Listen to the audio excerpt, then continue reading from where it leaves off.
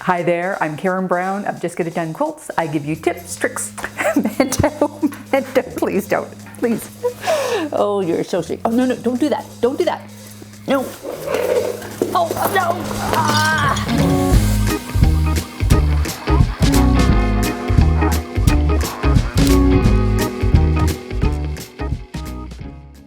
It's been almost 3 months since we brought Mando home. He has been such a delight, but he's also been a handful. And I find increasingly I do not have the mental bandwidth to do everything I need to get done, which has been affecting my mental health. Talking with other dog owners in the neighborhood, I found a doggy daycare for him.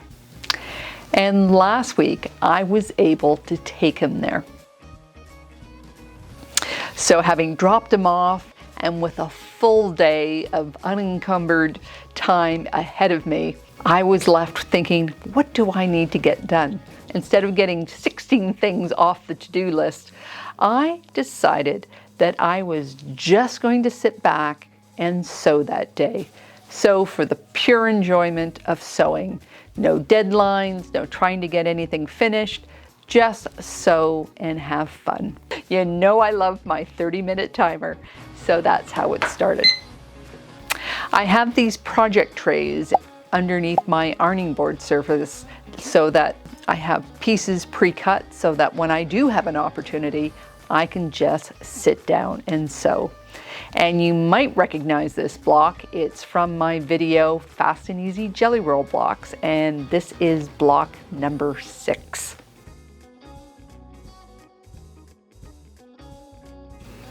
And by the time the 30-minute timer went off, I had 5 new blocks. And I leave a little note for myself because I can never remember how many's in the pile. And now you may notice in this photo that one of these pieces is not like the others. And those are actually my header or leader blocks that I use at the beginning to trap all my odd threads. And I often use them while I'm making other blocks to mark sections. And I use these pieces to make scrappy 4 patches. And it's amazing how they accumulate with every session. I have this whole stack of them by my sewing table, and since I was just having fun, I decided I was going to tidy this up.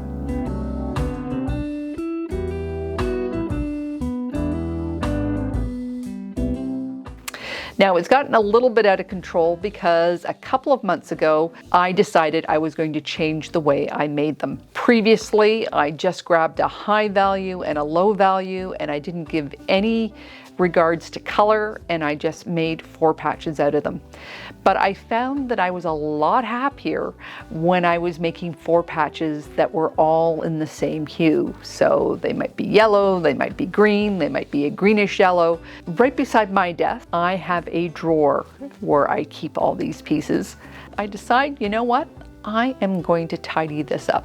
I'm going to organize them into colors so that I'm ready to go in the future. I find some blocks that need to be put away. I'm looking through my 5-inch strips and my 2.5-inch strips and organizing them.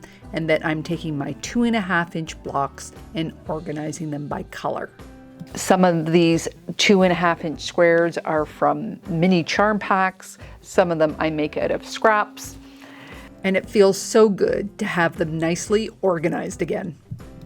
Now underneath this tray is where I store my scrap sampler blocks, and it's quite apparent that I need to reorganize these too. These blocks are from my video scrap sampler blocks. There are the 4 patches, there are the 2x4s, the 9 patches, and the 2 that I like making the most, the spot in the middle and the cross. So I spend a moment reconfiguring the space with my foam board so that the blocks that I'm actually making fit in the space. Now you may notice in this tray I have a twirl of solid fabric.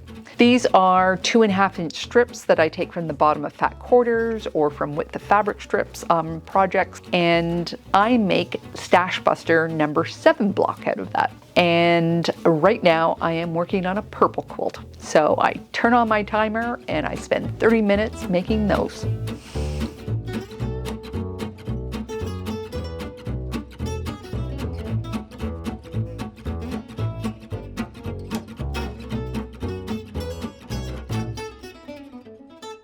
And then I do 30 minutes of scrap busting. I just finished another quilt, so I've got all this batting scrap to get through. And then it's time for a break. So over lunch, I'm looking at my Instagram feed and see Quiltworks has a photo of my Stitch and Chat group from our road trip to Shipshewana, Indiana. Judy Niemeyer had an exhibit of all her beautiful quilts there, and we got to meet her. So as I'm looking at this and remembering those good times, I remember at Shipshewana that I had bought this Halloween wool kit. And I was just about done. It's just sitting in a drawer, not finished. So I decide that's the next thing I'm going to work on. And with a couple of buttons and a couple of stay stitches, they are done. It's just amazing. It was so close to being finished. I dig into my scrap drawer to get some pieces for the back.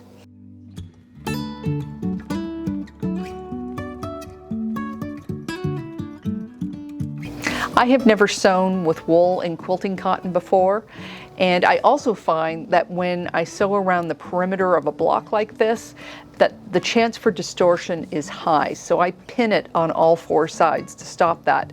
But even though I did that, I found that with the wool on top, it stretched. So I ripped it all out and sewed it again, and this time I had the quilting cotton on top, and I reduced the pressure in my presser foot, and that was enough to keep things straight.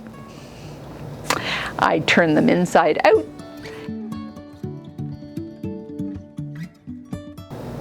All they need to be is stuffed. So I also remember that on that very same road trip that I got a Halloween panel that turned into pennants. And that's sitting in my UFO pile, waiting for binding.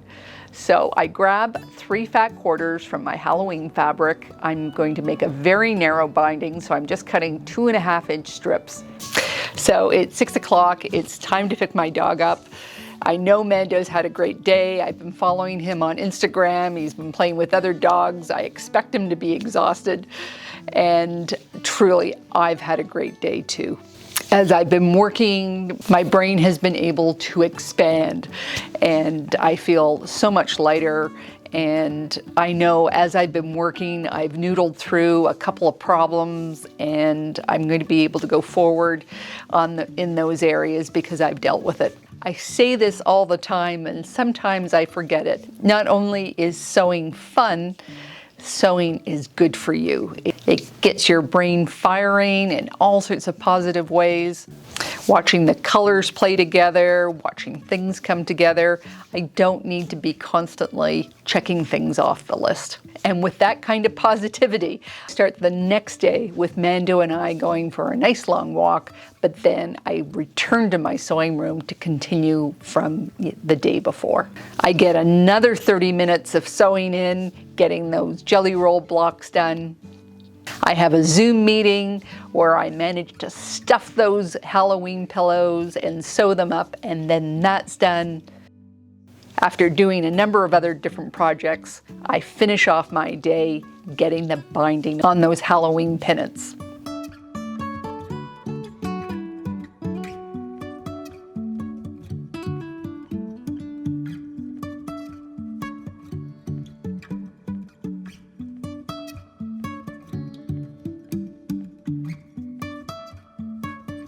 So if nothing else I've learned, it's okay to send my dog to dog daycare.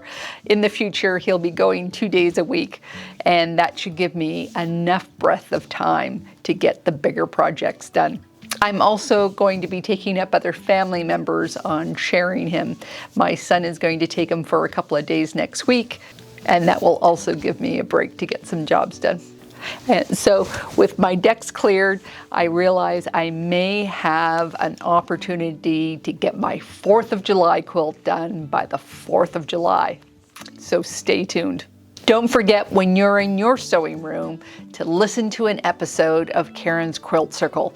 My last episode was with Bernina Jeff, and coming on Monday, I've got a wonderful interview with Barbara Brackman, the author of the Encyclopedia of Pieced Quilt Patterns. And if you haven't seen my Stash Buster number 9, go check it out. It's fast, easy, fat quarter friendly, and no wastage. So if you like this video, please give it a thumbs up. Don't forget to subscribe and hit that bell beside the subscribe button so that YouTube will notify you when I make new videos. You can also find me on Facebook, Instagram, and Pinterest at Just Get It Done Quilt. Sign up for my newsletter at justgetitdonequilts.com. So take care, and I'll see you next time.